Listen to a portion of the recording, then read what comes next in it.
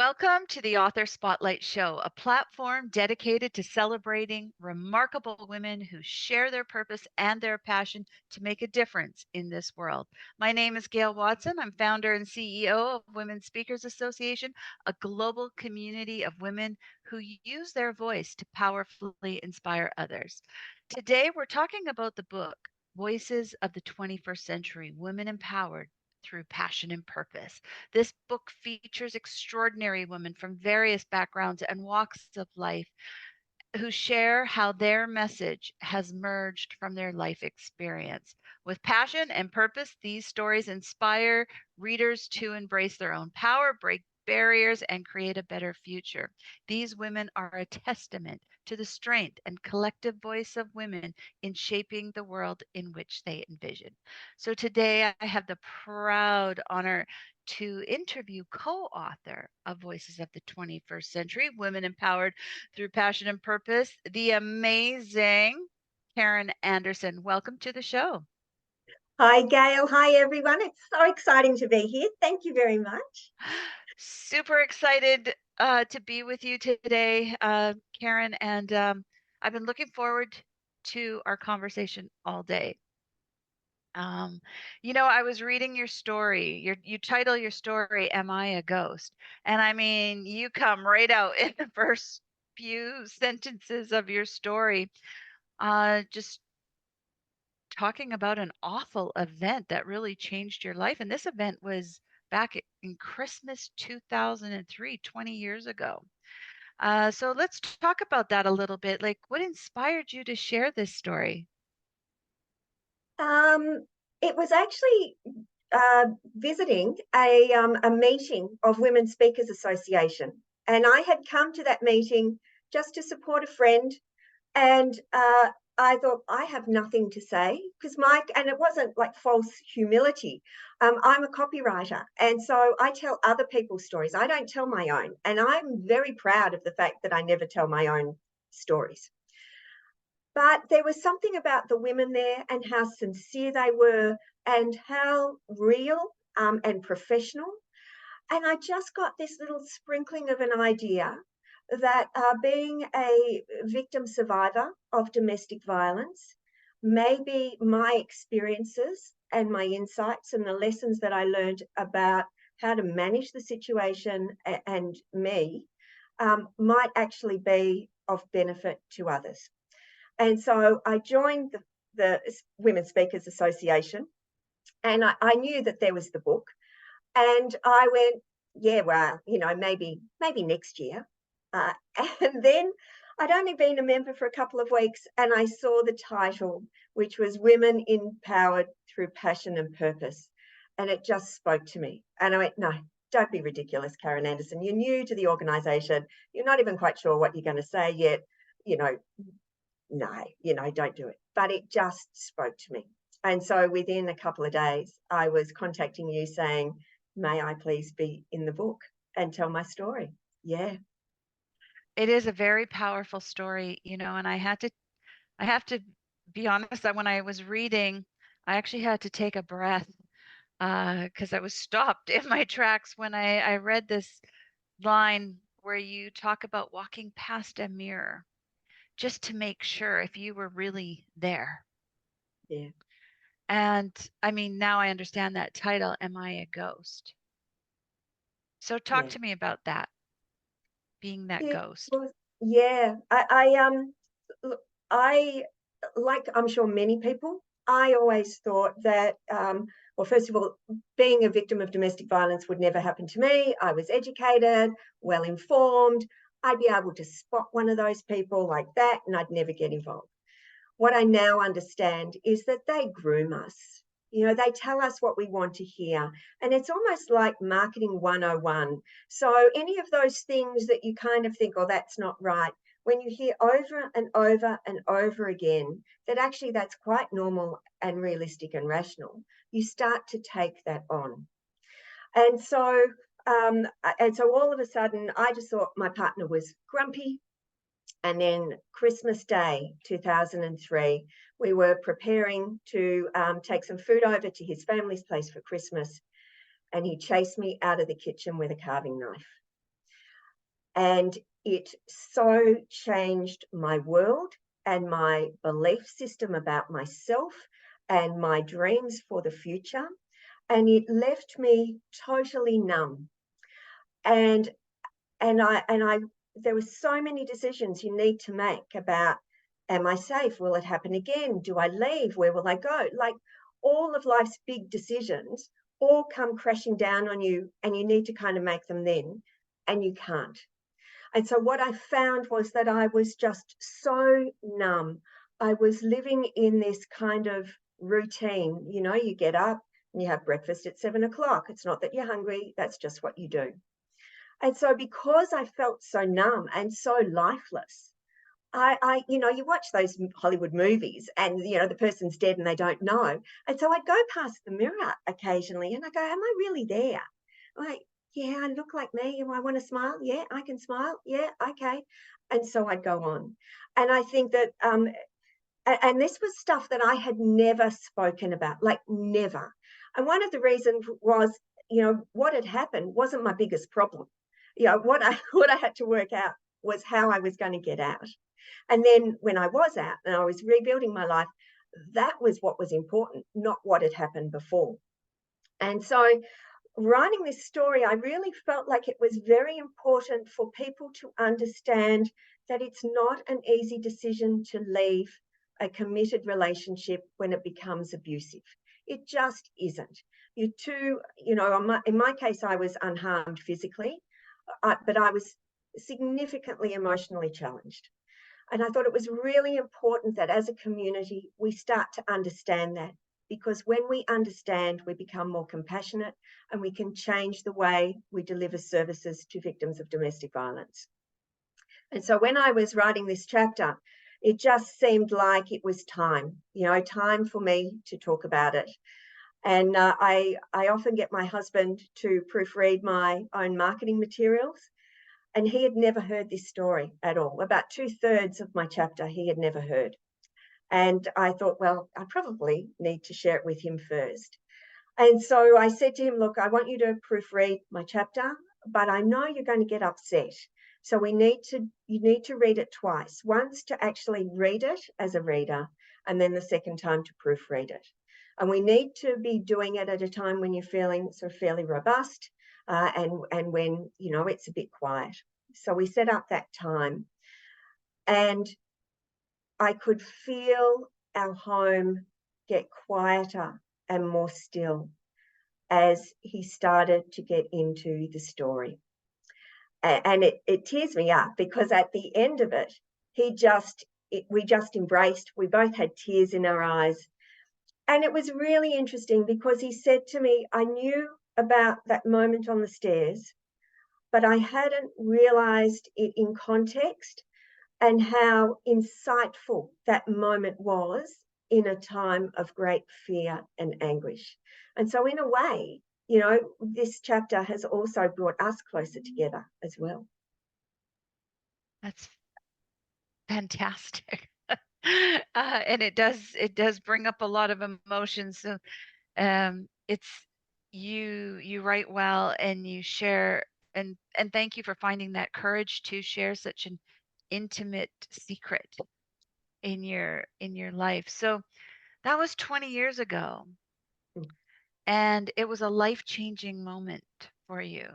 And here we are 20 years later with another life-changing moment. So let's talk about where your life is today from your Yeah. story. So I think one of the big things is when you're in an abusive relationship, everything is controlled. You may not realize it, but everything is controlled. And so while 20 years is like a really, really long time, when I look at who I was then and who I was now, or who I am now, I can't believe the transformation. And I guess, one of the ideas that I pitched to you about this book was that I wanted to actually use it as a way to launch a charitable organisation that would actually support victims and victim survivors of domestic violence.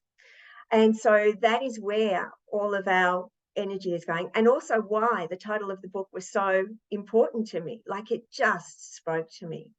And so in that sort of short time while we've been writing the chapter and I've been running my business, we have also set up an organisation called Escape to Better Foundation. And really where we sit is in the pre-crisis intervention. So if we can help people who are in an abusive relationship get out of it before it becomes really critically dangerous for us, then we are helping all sorts of people. Plus, we're making it easier for the overstretched organisations to help the people who are really in crisis. And if we are able to educate and inform the broader community, then families and friends of the victims, survivors, can actually support them in a better and more meaningful way. And so we can all help each other to get to a better place. And the reason why we called the foundation Escape to Better is because life won't be perfect, but wow, it will be so much better. It will require work and effort and determination, but it will be better. And that's the great thing. And I guess the reason why in the chapter I talk about, and we've talked about this a little bit, the moment on the top of the stairs, that was really important to include for victims or people who are, in an abusive relationship at the moment, because it changed the dynamic in my head. So I was still in great danger, but I knew that if I could keep myself safe, there was a light at the end of the tunnel, and I understood it and I got it and I could do it. Okay, so another reason to get a copy of this book so we can learn what happened at the top of those stairs. Karen, I mean, what you have done is truly remarkable. And like you said, you're still doing your full-time business. You've broken free with this deep secret of yours, and you've started a foundation to help others. You are definitely 110% a woman with passion and purpose. So, congratulations to you. Escape to Better, escapetobetter.org. I love your positioning to help people in those earlier times as they're in that grooming. Is there Yes, a time frame that people is there, is in a relationship and everything's going fine? Is there a, like, what was it for you? How much time it before was that incident? yeah, it was a few years. Yeah, it was a few years. And I think one of the important things is, well, and I don't want to portray perpetrators as being evil individuals. They have learnt ways that they need to connect with the world, and so I'm sure that for many of them, it's not something that they do on purpose, but it's the way they need to live their lives. And so he had got very skilled at trying to be someone different, and someone that I'm sure that he wanted to be. He just couldn't pull it off forever because he didn't do all the internal work that you need to make those changes. Remarkable. Okay. Well, you've convinced me. And probably everybody listening is like, I got to get my hands on this story. So, Karen, where can we get a copy of your book? So you can order it on the website, which is escapetobetter.org, and all proceeds of the book go to support our foundation as well. So, like, it's a win-win. Oh, okay. I did not know that. Well, then let's do this. I would invite anyone who's feeling the move to get a copy of Karen's book to buy one for themselves, but maybe let's suggest buy 10, 15, or 20 more to be able to gift perhaps to their local shelters, women's shelters, or to friends or anything where they know that this book can make a difference in their lives, because you're saying the proceeds are going to go to the foundation to Absolutely. help more. You are amazing. Now, um, You dedicate this story, you dedicate it to Mary. Mary, your Yep, friend? she is. Yes, The yes. one who never judged you and always listened. How important was Mary to you in that time? You know what? I'm tearing up just thinking about it. Clearly, she was really important, and she got me through those first few days. And it's interesting, we had never spoken about it ever since. And I did the dedication, and I was going to surprise Mary with a copy of a book and say, go to page X, and and so she would see it. And then I realized Mary doesn't like surprises as much as I do. And so I rang her up, and I said, "Oh, Mary, do you remember the time?" Because we had never spoken about it. After those first few days, we had never spoken about it again. So 20 years later. And she said, and I am going to swear, so please excuse me, but she said, shit, yeah. and, and so and so I told her that I had dedicated the book to her. And again, it was like a tearjerker for both of us, because she was just so chuffed. And she said to me, I often wonder if I'm a good enough friend. And I went, well, you know, absolutely. You're now immortalized in a book. Beautiful to honor that friendship. And we all need that person who won't judge us and who just listens. So Yeah. thank you, Mary. Yes. Thanks, Mary. Look what you've helped create. All right. Well, Karen, it's been fantastic talking to you. And again, I want to really acknowledge the courage and the strength it took to share this such a personal piece of your life with the world. Because this book is around the world in several different countries. So, way to go on that. And you've given us so much. And, you know, you've gone from that ghost to a force, as you've said. So that's super powerful. And just before we depart, is there any final words of wisdom or a message that you'd like to leave with us? I think with the book, one of the things I love about the book is that every chapter is only 3 pages long. And so for me, it's like a daily dose of inspiration that you can get with your morning coffee.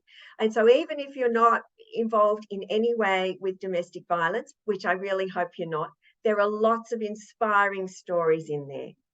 But I guess if you know someone and you care about someone who you think is in an abusive relationship and you don't understand why they don't leave, my chapter will start to give you some insights into that.